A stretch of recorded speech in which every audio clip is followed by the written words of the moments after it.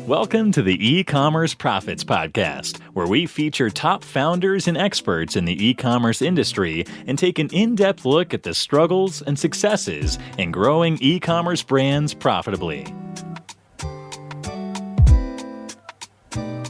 Hey guys, Josh Chin here. I'm the host of the E-commerce Profits Podcast, where we feature top experts and entrepreneurs in the e-commerce industry, and we go behind the scenes of the struggles and successes in growing a brand. Now, this episode is brought to you by Sudiyo. Now, Sudiyo is an e-commerce creatives agency specializing in creating high-converting ad creatives at scale that work for you. If you spend more than $10,000 a month on paid advertising for your e-commerce brand and you'd like to scale your brand profitably, then you'll need high-frequency creatives testing that is not just run-of-the-mill, but backed by battle-tested frameworks to maximize your return on ad spend. So go to sudiyo.com, that's sudiyo.com, to check out their sample creatives, what they've done, and get up to $1,000 off your first month while capacity lasts. And today's guest is none other than the founder of Sudiyo himself, Eymel Daniel. We call him Dan. And Dan has been a friend and a client of my company, my agency Chronos, for a long time now. He is the co-founder of ForChics, a direct-to-consumer beauty brand that's generated multiple 8 figures in revenue over the past 3 years. And now he's also the founder of Sudiyo, the amazing e-commerce creative agency that's behind a lot of the success of ForChics. And today he's here. Dan is here to share, spill the beans on the secrets on what makes ForChics so successful. Dan, welcome to the show. Yeah, thank you so much. I'm excited to be here and talk about creatives. And it's a good spot to be when it comes to creatives right now, especially right now. Yeah, I 100% agree, Dan. And this is a really special episode because Dan rarely shows himself online, and even though he's so successful in the e-commerce world, I've never seen you post anything on social media, and you're rarely active. And we talked a little bit about this before we hit record. Tell us a little bit about your background, how you got started in e-commerce, a little bit about your brand ForChics, and your success and what you've done so far. Yeah, for sure. I'm based in Malaysia. In Malaysia, it's besides Singapore for anyone that's wondering. It's a kind of a third world country where you probably are familiar with Philippines as well. And there are good things and bad things about that. And it's amazing for me to get myself into the e-commerce industry, being in the third world country where, with Joshua as well. He's actually from here as well, and I think I'm always been passionate about marketing since the start. Even with college, I have been selling a lot of things locally here: burger stalls, handphones, gadgets, whatever it is, you name it. I probably have sold it before, and I think things started to change for me when Instagram started to take up. It was, I think, 2015, where I started selling things online, not online. It's just Instagram as a platform where I use hashtags. I just use hashtags to just sell my products. And turns out I could make $100 a week by just using hashtags. I sold clothing, a lot of things locally. And $100 back then was a lot for a student. College kid, Yeah, it was a lot. But it wasn't that long when hashtags are starting to get flooded with a lot of other brands as well. So that's where I decided, okay, there should be another way. And I started making niche pages. And by posting viral videos, I actually accumulated around 1 million, I think it was 1.5 million followers with different niches. So I got pages with memes, sports, cars, luxury, even with clothing, fashion pages. So with that, I actually found a way being creative when it comes to viral videos. I learned that it is actually something that I learned that I still am using right now, which is any viral video should start with a hook. So that's where it's been like years of practicing this stuff. So it's really a good experience as well. And it's just that one problem I had back then, it was so hard for me to monetize it. And I didn't have any clue of paid shoutouts or everything. But there have been like a lot of brands been reaching out to me to just do some paid shoutouts. And that's when I started to realize there is this one brand that's been drop shipping and have been reaching out to me multiple times. And that's when I figured, okay, I might just as well start an e-com business. So this was 4 or 5 years ago. And fast forward a year later, I wasn't even breaking even. I started selling with jewelries and clothing, gadgets, all that stuff with which I've had experience with selling it, but it wasn't good. It wasn't a problem solving. So that's when I started selling. I think problem solving oriented products, and that's when things started to like take off. And after that, a year later, I had like some tractions and I figured out, okay, I should start selling different products with different real life problems where my friends, my families, I just keep asking them, what kind of problem did you have today? And finally, my girlfriend actually said she always had short lashes. So that's when things I started figuring out, looking for a solution for a short lashes. For short lashes. Yeah, short lashes. And there's symptoms on it. I didn't even know about that. And my girlfriend, even my family, my friends doesn't even know about lash serums. And I started selling it and it was doing great. And it turns out to be one of the biggest brand that I own as of now, with over 25 million in revenue ever since. And we've been building more and more stuff after that. So yeah, it's a really great journey to e-commerce. Being in the third world country, all the opportunities are definitely great. And I find whenever things start to took off, of course, there's problem with payment processors. Being like the reason why I keep mentioning about being a third world country is that we have limited resources when it comes to payment processors. We don't even have Stripe here, no access to all that stuff. And yeah, I started to reach out to get a partner, and we partner up, and things started to take off after that. Incredible. And that's a really cool story, because you started out as an entrepreneur, finding ways to make money. And, we have a very similar story. I started out selling just random products on eBay. It wasn't even drop shipping. I was arbitrage selling. So I was finding things on a discount on Amazon and then Walmart.com, and I sold them on full price on eBay. So I made a little bit of a margin. Yeah. But like you, I realized I wasn't solving any problem. There was zero value add in what I was doing. And I started looking for things that I could add value to, and I ended up starting Chronos. So that's incredible. So you led the pack with ForChics, and one of the things that really stood out, and we actually had this conversation a couple of months back when my co-founder Louis found a copycat store, a copycat business that was basically ripping off your creatives from ForChics and using it as their own, and kind of just photoshopping some of the logos, which is a problem. But it goes to show that because you're leading the pack, you see a lot of copycats, and I guess in some way imitation is the best form of flattery. Yeah, definitely. But more importantly, kind of in the topic of creatives, it kind of goes to show that good creatives have a framework that works. It's the science, and very much duplicable things that you can do again and again, and not necessarily a guesswork. So could you speak to your philosophy and your ideas behind ForChics ad creatives and what has made it so successful? You talk a little bit about hooks. Yeah, definitely. And again, like whenever, these days, back then it was always someone copied us. We're going to like not doing well after this, all that. yada yada. But right now, I'm always amazed that whenever people try to copy us, and it always happens regardless whatever brands they are doing, like Yeah.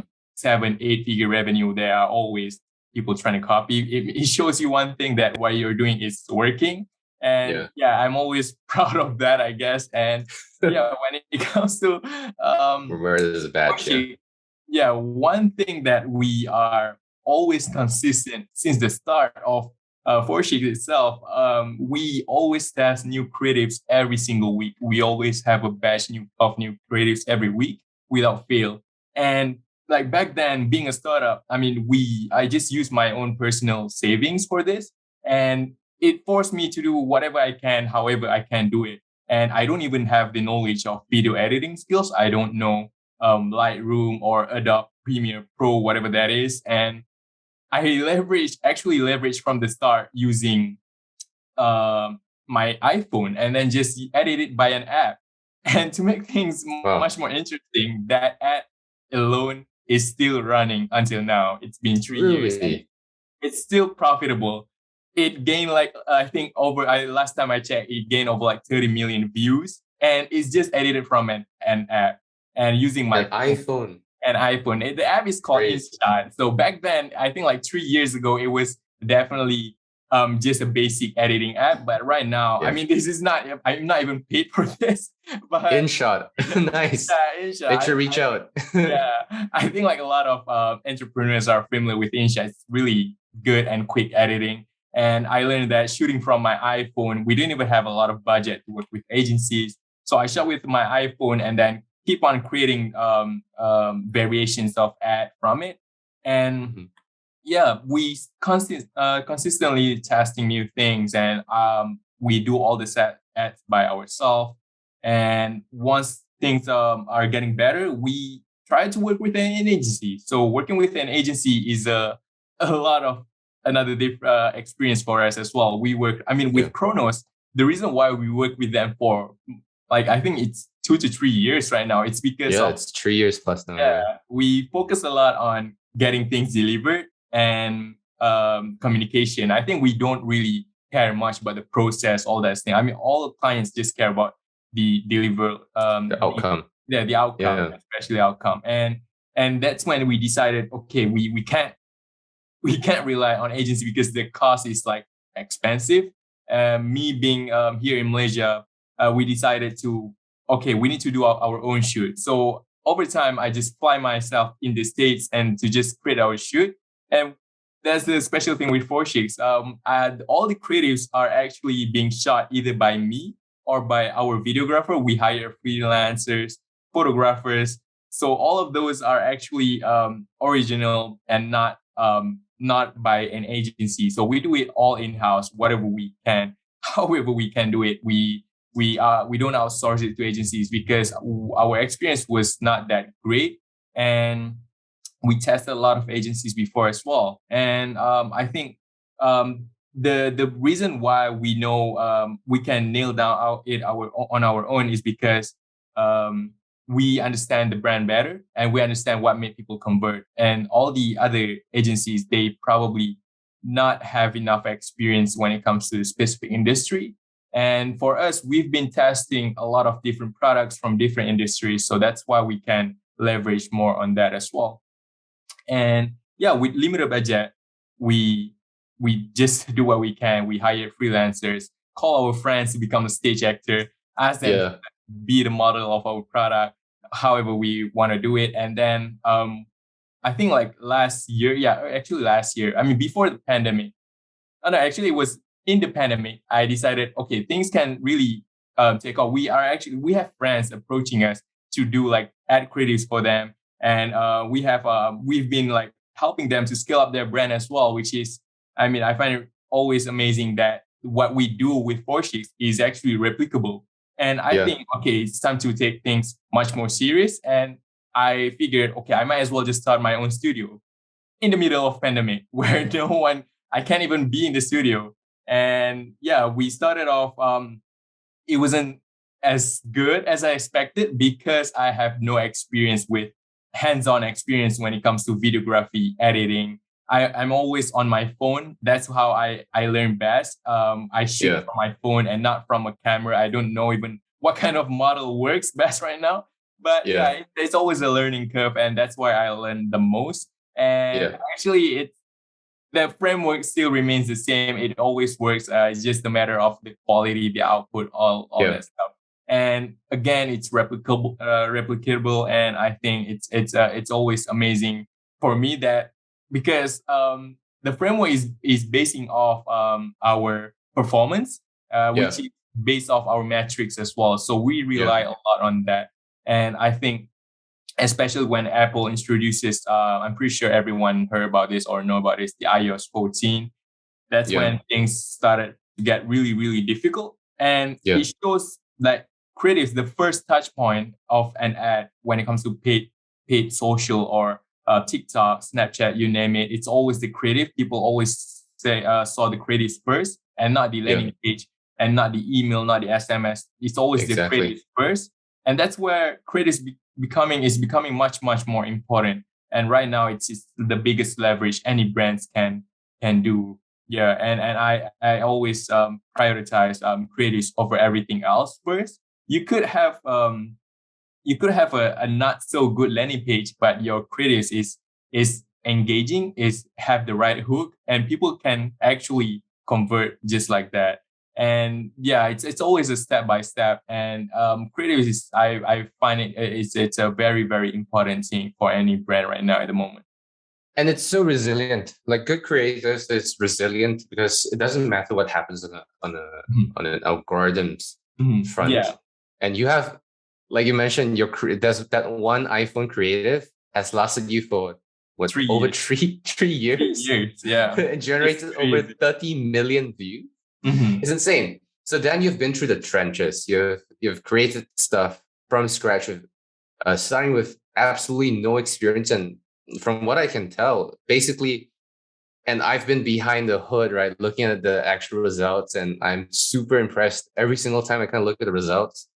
And you've been through the trenches, done things from scratch, learned everything from scratch, and now you're kind of coming out of the shadows and helping other brands scale with your proven frameworks.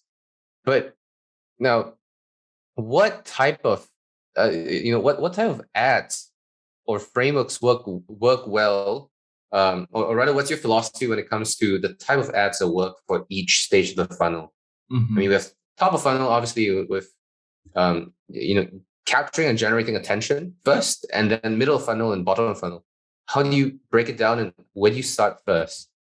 Yeah, I mean, our main focus would always be top of funnel. We aim to at least spend our ad budget 70 to 80% on top of funnels, and we'll break down as easy as top of funnel being the people who actually have the problem. They actually know that they have that problem, but they don't know whose product can solve it for them. And middle funnel being the people that actually know your product, but they're just not convinced yet. And the bottom funnel are the people who knows how good your product is, but they're not ready to make the purchase. So how we separate these three levels, stage of the funnel into when it comes to the ad creative.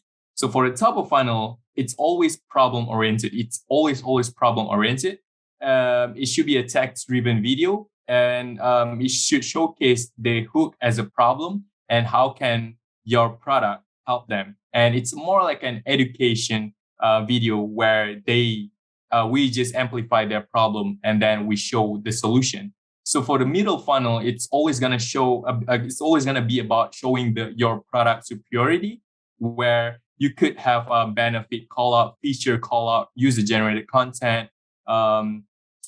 Even like still images, you can just have a product call out, benefit call out in the imagery. And for the bottom funnel, usually we just use a clear offer and a discount code. So that's why we prioritize a lot on the spending for the top of funnel, because that's where we can leverage the most data.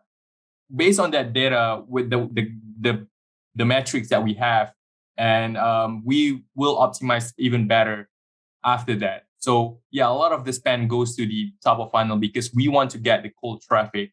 When we started launching ForChics, I would say around 2018, 90% of our cold traffic was from paid media, paid social.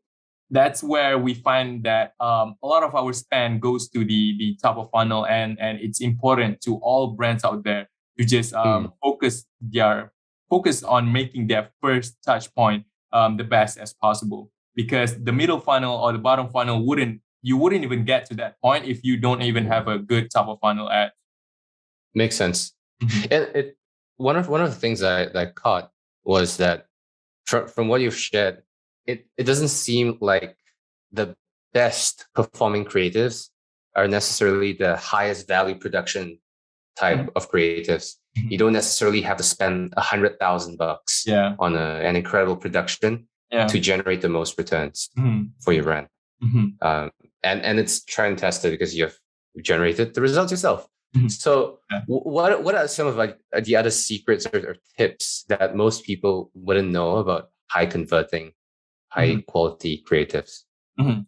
Yeah, and yeah, it's crazy that one of our actually top best performing ads has always been the ones that has been shot from an iPhone. So it shows that if whatever startups, whatever brand you're just starting out, have like that kind of leverage or advantage that you can do by just using your iPhone to just shot your products, and it could be a hand point of view or anything. And how we like when it comes to like secrets, I I don't believe in like having a secrets when you are about to launch the ads. I believe in the optimizations, the after launching part. Yeah. Yeah. So the secret comes from learning from the metrics that you get. Yeah, that's the best secret.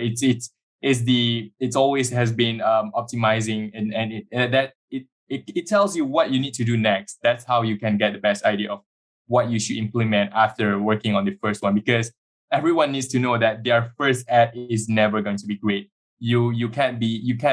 I mean, it's a once in a lifetime opportunity if you had the first ad being generating like a lot of revenue, but it's almost impossible.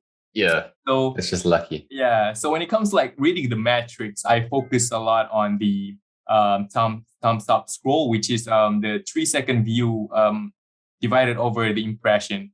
So I have like specific benchmark that we set for our team. The scroll stop rate should be about like 30%. So if it's below, that's where we know we should test out different hooks. So that's where we can leverage simple hook shots. It could be like asking questions or shocking facts, or even like a demonstration of product, or you can even like test it out with user generated content. So it's great that the secret is metrics, because you actually know what you need to do next and what's working and what's not working. And after that, I would say the second secret, not so secret, I would say the average watch time. So the average watch time is definitely after the hook. Whatever average watch time, we aim to be 3 seconds or more. So the hook should generally be 1 to 3 seconds. Average watch time, we can increase it by having someone to talk about the product. That's where we see best. So when it comes to like increasing the average watch time, we often include educational clips where someone can talk about the product, or a user generated content, or even a product showcase to just unboxing and show, making people much more intrigued to see the product. And other than that, it's outbound CTR. We aim to be at least 1.5%. And yeah, and like how can we increase the outbound CTR is that we should have on all of our ads. People always think like the call to action should be end of the ad. It's not like that. You should have a call to action in the middle of the ad itself. And the call to action is not like shop now, try now. It should be like very, very call to action oriented, such as let me think for it could be turn your shower into a sanctuary. So turning your it gives you the idea of, oh, I need to turn my shower into a sanctuary. And it's a visual, so it gives you the idea of like in the ad creatives itself, it doesn't have to be your call to action doesn't necessarily have to be at the end of the video. You can have get instantly smooth curves or get instantly clear face within the first few seconds. And it shows that it is a subtle call to action that you should have. And people always love the word like new, instant, all those things that we often test out. And other than that, the last one would definitely be ROAS. And we aim for the top of funnel to be around like 1.5. And 1.5 is a good indicator the ad itself is working. We just need to optimize further. So like it's not really a secret, but I think it's a more practical way of getting a better overview of how you are doing with your current ads. And that's what we usually do. We have a weekly call to just talk about the metrics. I like that. I like how data-driven the whole process is.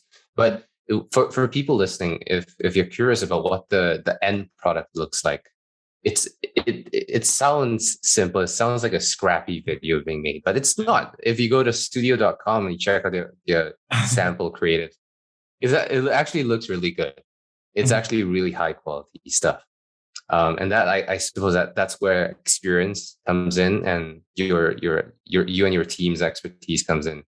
But I like that.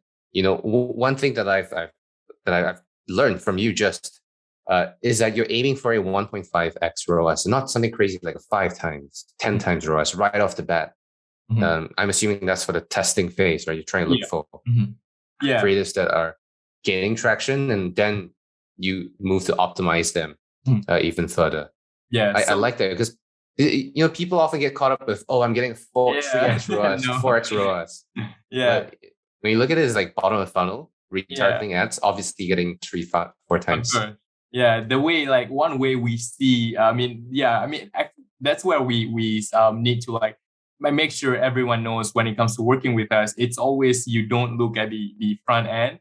And that's why we always say that to whoever, even for ourselves, the best way that you could maximize your top of funnel ads is just by having a good backend. That's where email marketing, SMS marketing plays in. Oh yeah. Yeah, that's where all those stuff that would help us a lot when it comes to recovery, and it would get us to even like higher ROAS after that. So yeah, that's where the fun starts actually.